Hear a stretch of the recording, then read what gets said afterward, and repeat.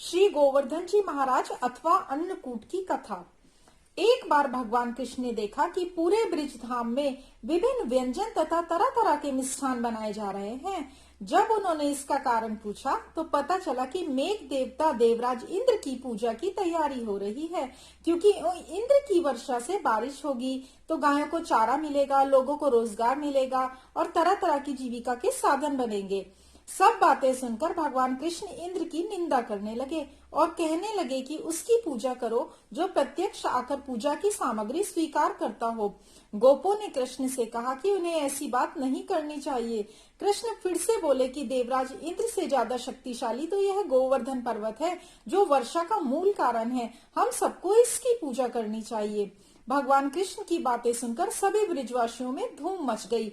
इसके बाद सभी ब्रिजवासियों ने नंद जी के साथ मिलकर ग्वाल और गोपांगनाओं के सहित एक सभा में कृष्ण से पूछा कि इंद्र की पूजा से क्या फल नहीं मिलेगा। चौमासे के सुंदर दिन आते हैं, उनकी पूजा से लोगों को रोजगार मिलता है, लेकिन गोवर्धन की पूजा से हमें क्या लाभ होगा। इस पर भगवान कृष्ण ने गोवर्धन की प्रशंसा करते हुए अनेक तर्क दिए और ब्रजवासियों की आजीविका का सहारा भी उसे ही सिद्ध करके दिखाया। सारा ब्रजमंडल उनकी बातों से अत्यधिक प्रभावित हो गया और सभी तरह के मिष्ठान, फल, व्यंजन सभी का भोग गोवर्धन जी को लगा दिया गया।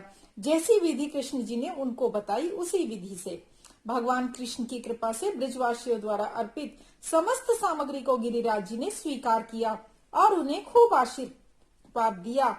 सारे ब्रजवासी अपना पूजन सफल देखकर प्रसन्न हो रहे थे। तभी नारद इंद्र महोत्सव देखने की इच्छा से ब्रज आ जाते हैं, लेकिन इंद्र का पूजन ना देख वह पूछ बैठे कि ऐसा क्यों। तब ब्रज के वासी बताते हैं कि भगवान कृष्ण के कहने से इस साल से इंद्र महोत्सव समाप्त कर दिया गया है और उसके स्थान पर गोवर्धन की पूजा की गई है।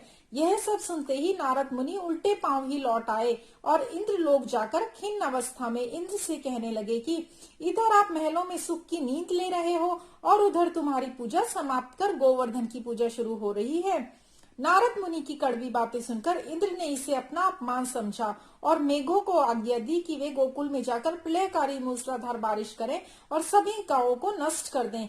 यह सुनते ही प्रलयकारी बादल ब्रज की ओर उमड़ पड़े। अचानक आई इस वर्षा को देख सभी ब्रजवासी घबरा गए और सभी कृष्ण भगवान की शरण में गए और बोले कि इंद्र हमारी नगरी को डुबो देना चाहता है, अब हम क्या करें। श्री कृष्ण ने उन्हें सांत्वना देते हुए कहा कि तुम लोग सभी अपनी गौओं को लेकर गोवर्धन की शरण में चलो, वही तुम्हारी रक्षा करेंगे। सारे ग्वाल बाल गोवर्धन की तराई में पहुंच गए और श्री कृष्ण भगवान ने गोवर्धन पर्वत को अपनी कनिष्ठिका उंगली पर उठा लिया और 7 दिन तक गोप गोपिकाएं उसकी छाया में सुख पूर्वक रहे और भगवान की कृपा से उन्हें एक छींटा तक नहीं लग पाया। इंद्र को यह सब देख बहुत आश्चर्य हुआ और वह भगवान की महिमा को समझ चुके थे। अपनी गलती का भान होने पर वह भगवान कृष्ण के चरणों में गिरकर पश्चाताप करते हैं। 7वें दिन भगवान कृष्ण ने गोवर्धन पर्वत को नीचे रखा था, इसलिए प्रति वर्ष गोवर्धन की पूजा करके अन्नकूट मनाने की आज्ञा भगवान कृष्ण ने सभी को दी। तभी से गोवर्धन पूजा के साथ अन्नकूट भी मनाया जाने लगा। बोलो श्री गोवर्धन जी महाराज की जय। श्री गोवर्धन गिरधारी लाल की जय।